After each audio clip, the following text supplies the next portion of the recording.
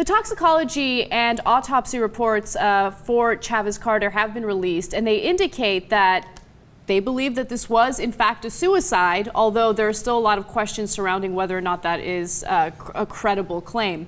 Now, from the toxicology findings, there were a number of drugs in his system. They found amphetamines, anti-anxiety medication, oxycodone, methamphetamines, and cannabinoids, or marijuana. So those are now, understand that there was really trace quantities of a lot of that, so we don't know if it was from that day or another day. And actually, his lawyers, or the lawyer for the family, makes a good case. They're like, look, we saw at least some portions of the dash cam video from the cops' cars, and he seems perfectly cogent. You know, he spells his name, he walks fluidly, talks to the cops, so it doesn't seem like he's wasted or anything like that. I just want people to understand the context. Now, I just want to note that there is a lot of conflicting evidence and conflicting claims in this story. Nothing is very clear, but I just want to tell you the information that supports the police, but there is a lot of information that does not support the police, and we'll get to that in just a moment. Now, there's a doctor by the name of Stephen Erickson, and he is the deputy director of the Arkansas State Crime Lab, and he said the following: anyone wearing handcuffs will have red marks on their wrists. What was interesting was that the red marks on the right hand were higher, which is consistent with him pulling his right hand up. Yeah, now that's the police theory, that he took out the gun, pulled the right hand up, and shot himself in the head. In fact, we'll get to the reenactments in a second, so that seems to buttress their case. But the next thing that buttresses their case actually might be an explanation for that quote. So let me explain. AP is reporting that Chavis Carter's girlfriend called him from inside the cop car with a cell phone and said, "I have a gun." So now that seems to help the cop's case that it was his gun, etc. Now, if he had pulled his cell phone out and put it to his ear, that might also explain the marks going up higher on his arm. Because as you're about to see, the trajectory of the bullet does not support the theory that he shot himself. Yes. So according to the autopsy, the bullet did exit the left side of his head, primarily right to left, with small backward and downward deviation. Okay, so understand that. The bullet comes in through the right temple. So when we first did the story, I said, hey, maybe he accidentally shot himself, right? And I said maybe he had the gun and he tried to shoot the cuffs off and shot himself in the back of the head.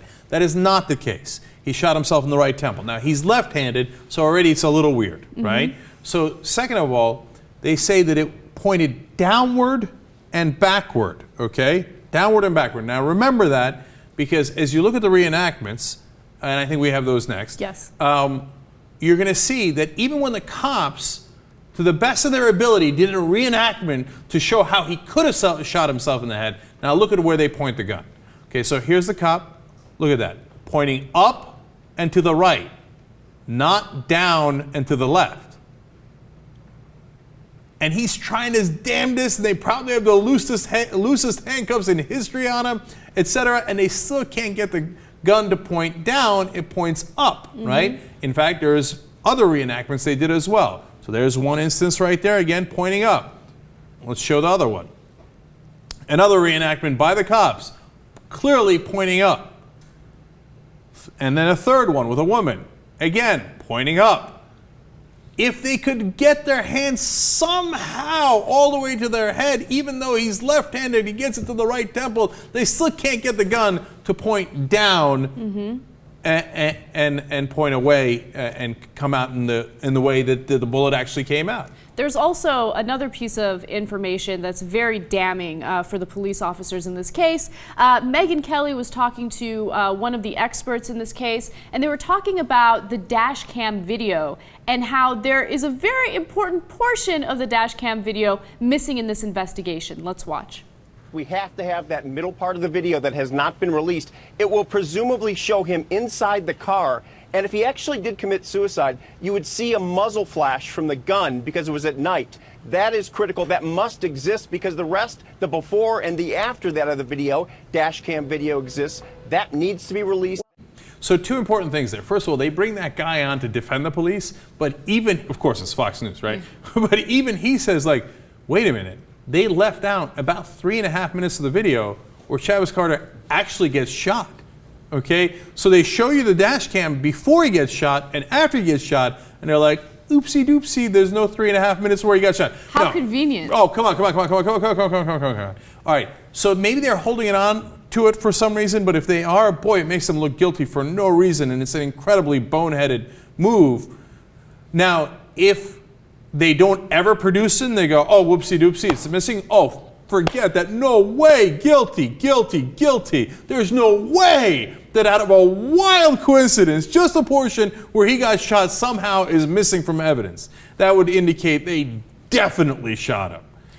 Yeah, and what's incredible is this autopsy report has already indicated that this is a suicide. So what does that mean? Does that mean that this is a closed case and that these police officers don't have to worry about any further investigation? Well, you see, that's why I'm telling you, whether it's Trayvon Martin or it's this case, media scrutiny and the community rising up makes a huge difference. Now, if community doesn't rise up, the media doesn't cover it, this case is done. Easy. Oh, suicide. Yeah, of course. Handcuffed behind his back. Yeah, shoots himself in the right temple. Yeah, of course. Yeah, no, suicide. Done. Okay. Now, in this case, a lot of people are paying attention. Hence, now the FBI is involved. Now, those local cops, and we've told you about the police shoot before. He was run out of Georgia, in Americus, Georgia, where he was working, because he did these crazy investigations of the NAACP people. And the community rose up and said, why are you doing this? It's based on nothing. And it seemed like it was malicious, etc. He's the same guy who was in charge during the quote-unquote Obama riot when Obama won in 2008 in Arkansas. He sends the cops in to bust up the celebration, right? So there's a lot of questions around this guy. Now, you think the community is going to let it go? No. You think the media is going to let it go? Of course not, because it's a fascinating mystery, right? At the very least, even if we don't know. So there's one other aspect of this mystery, by the way. It's the gun residue. Now, the people who do the autopsy, they say, look, since 2001, we don't check for gun residue. Now, I believe them. I would be surprised if they made that up, right? But somebody's supposed to check for gun residue. Now, especially if you're a cop and this is your job, and this guy mysteriously, unbelievably shot himself in your car, the first thing I do is please test my hands, make sure there's no gun residue. I had nothing to do with that gun, because that would show that I was innocent. So far, they say, first of all, they did not test Chavis Carter for gun residue on his hand. Now, if you're the cops and you thought he pulled the trigger, wouldn't you encourage your investigation to say, hey, please check his hand. We know he shot himself. That'll prove we're innocent. And then we don't even know if they ever check the cops for gun residue. Right. Now, you know, crime lab experts are saying that the reason why they don't test for the gun residue is because they believe that it's inaccurate, okay? That if the cops did not shoot that gun, but they were in the same vicinity. But they weren't. But they weren't, exactly. That's what I was going to bring up. They say that they were looking at the other cars way away from Chavis, right? So, look, it's very fishy that you wouldn't test for the residue when it would seem to be, you know, if you were innocent, would totally prove that you were innocent, because you would have no gun residue anywhere near you.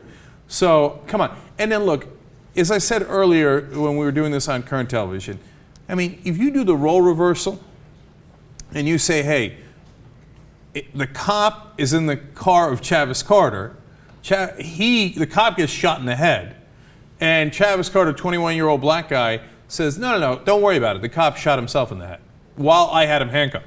Okay, can you imagine? Forget the handcuff if you just said, oh, the cop shot himself. Do you think they would have tested Chavis Carter and the cop for gun residue in their hand?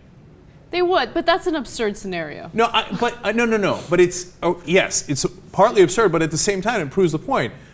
Of course they would have tested for gun residue. Of course they would have, right? So the fact that they didn't, it makes you go, why did they not want to know?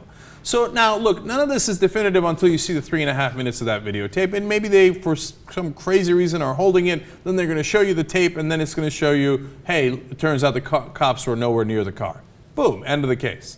But if that was the case, why didn't you release it the day after the shooting? Why have everybody up in arms, et cetera, et cetera? But it's, I guess, possible. But until they release that 3.5 minutes where Chavis actually gets shot, it looks really bad for the cops. And mind you, even if the girlfriend is right, and Chavis somehow after 2 different inspections brought the gun into the car, it's possible that the cop then sees it, Because what the hell are you doing with that gun? Grabs it. Right. And then some altercation happens, whatever happens, and he shoots him. Remember, Chavis is in the seat, the cop would be standing, and the bullet would go down.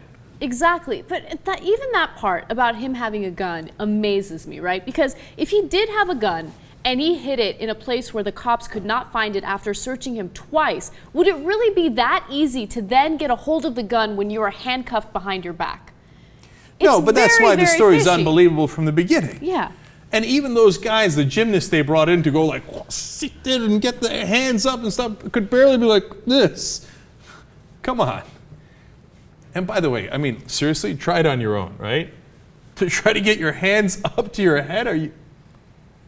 And you're going to get it to It's really shoot down? No, difficult. come on. Yeah, it is. Come on. I know it's an absurd reenactment, but their reenactment was also absurd and, by the way, didn't even prove their point.